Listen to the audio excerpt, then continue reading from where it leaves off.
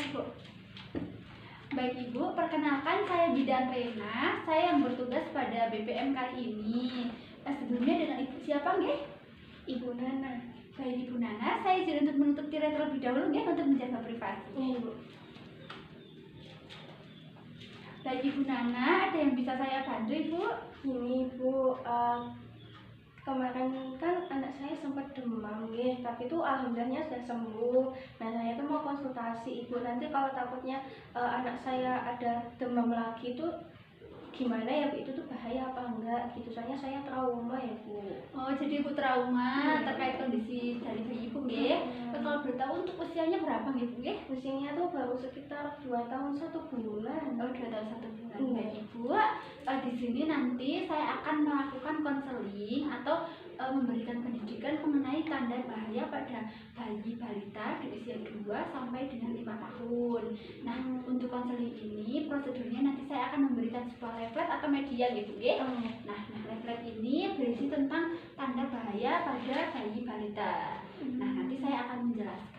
Ketika saya menjelaskan, jika Ibu ingin bertanya juga bisa langsung ditanyakan. Nah, lama tindakannya nanti sekitar 10 menit nih Bu nggih. Apakah Ibu setuju Ibu? Iya, setuju Bu.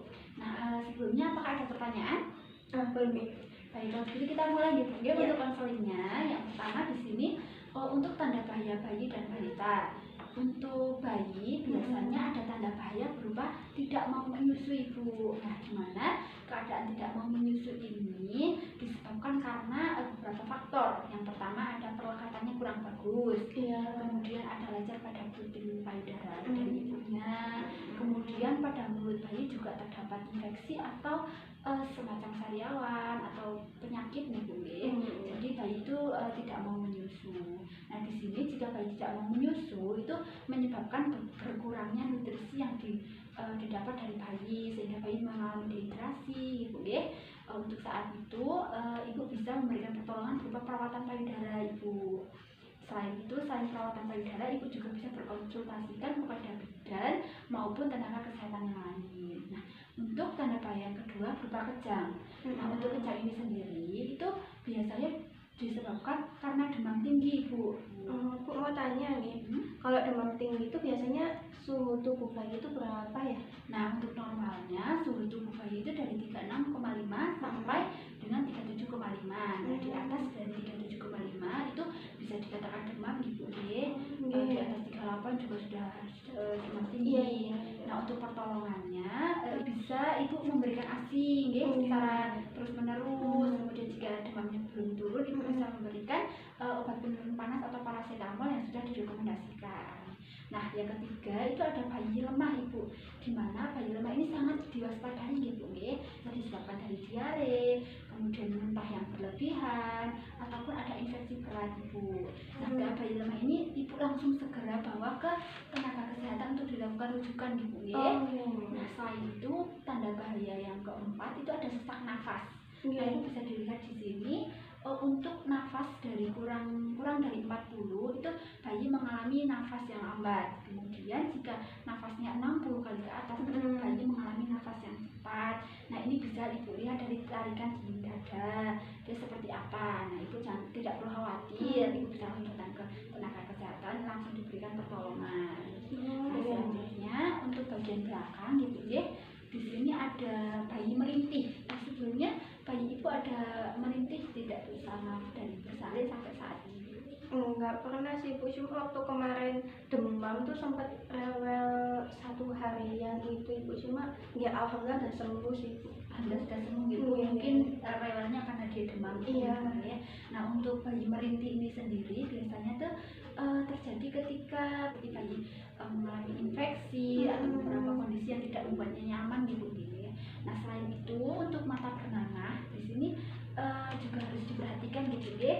Ada tanda bahaya berupa mata bernanah ini terjadi akibat infeksi selama proses persalinan. Nah, Ibu bisa menggunakan air hangat untuk mengompres gitu deh, atau diberikan salep mata. Kemudian ada tanda bahaya yang lain berupa diare, kemudian matanya cekung dan tidak sadarkan diri Ibu. Nah, di sini kalau sampai tidak sadarkan diri termasuk dalam diare dengan dehidrasi berat. Nah, ini ditambahi dengan mata cekung, tidak sadarkan diri, kemudian diare yang terus menerus. Nah, di sini ibu langsung bawa ke dokter atau konsultasikan ke tenaga kesehatan untuk dilakukan rujukan. Nah, salah satu cara untuk mengatasi diare yang masih dalam biasa gitu ya, ibu bisa memberikan ASI yang sering, kemudian memberikan oralit. Nah, oralitnya itu bisa dari air gula gitu ya, seperti itu.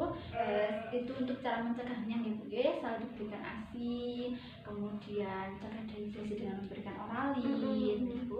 Kemudian ada tanda bahaya berupa kulit tampak kuning. Nah, jika bayi mengalami kulit tampak kuning ini biasanya karena kekurangan ASI, ibu. Gitu. Berarti biasa juga dari ibunya karena ASI tidak keluar atau perlekatan tadi gitu ya. Jika bayi itu sudah kekurangan ASI dan dehidrasi itu kulitnya bisa menjadi kuning. Nah, jika terjadi dalam waktu kurang dari 24 jam setelah lahir itu masih bisa normal gitu ya. Tapi jika lebih dari 24 jam dan bayi masih kuning sampai ke telapak tangan dan muka, itu harus segera dirujuk gitu ya untuk melakukan Nah, sebelumnya apakah ada tanda-tanda bahaya pada bayi ibu? Enggak sih Bu, cuma ya kemarin itu sempat demam aja sebentar gitu, tapi nggak ada tanda bahaya yang lain Bu. Enggak ada tanda bahaya. Iya. Alhamdulillah masih normal gitu ya. Kemudian ada juga tanda bahaya berupa pusar yang kemerahan. Oh gitu. Nah, biasanya tali pusar yang berwarna kemerahan itu menunjukkan adanya infeksi. Ini nih Bu. Nah, betul ini. Nah, ini gambarnya itu tali pusarnya merah gitu ya.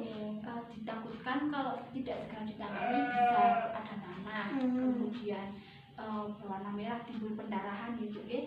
Jadi tetap harus dipastikan untuk tali pusarnya itu selalu dalam keadaan kering, jangan diberikan alkohol maupun obat-obatan lain gitu ya. Cukup dibiarkan saja terbuka di kalau misalkan ibu pas memberikan baju itu jangan ditutup gitu ya, nanti lembab terus berbau atau ada infeksi gitu.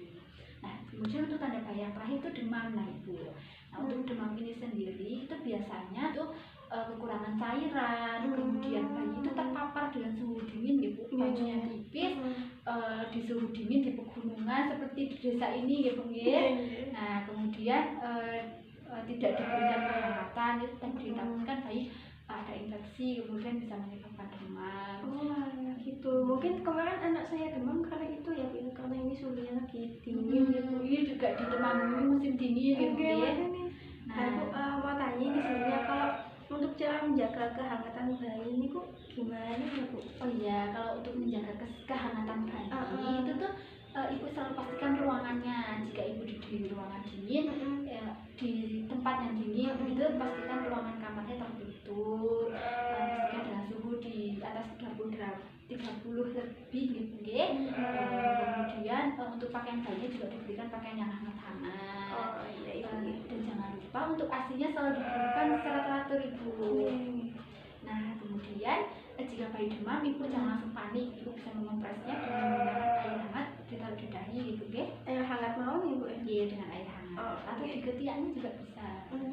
Nah, itu tadi Bu mengenai tanda bahaya dari bayi dan balita. Semoga ibu sudah tidak khawatir gitu ya. Jika terjadi hal-hal seperti itu, ibu bisa menanganinya atau langsung dibawa ke tenaga kesehatan. Ya, sebelumnya apakah ibu sudah paham mengenai materi ini Bu? Sudah ibu, sudah paham alhamdulillah. Sebelumnya saya ingin tanya mengenai tanda bahaya yang tadi saya sampaikan untuk mengurangi dari demam seperti apa ibu ya?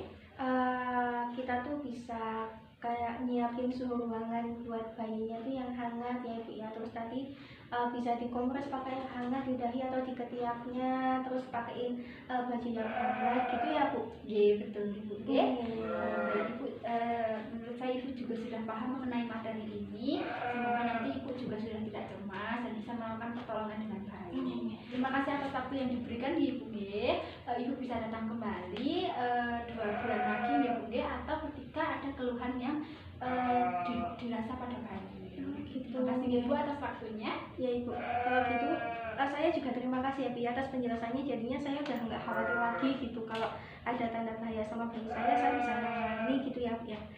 Kalau gitu saya pamit pulang ya ibu ya. Terima kasih ya. Iya, terima kasih Bu.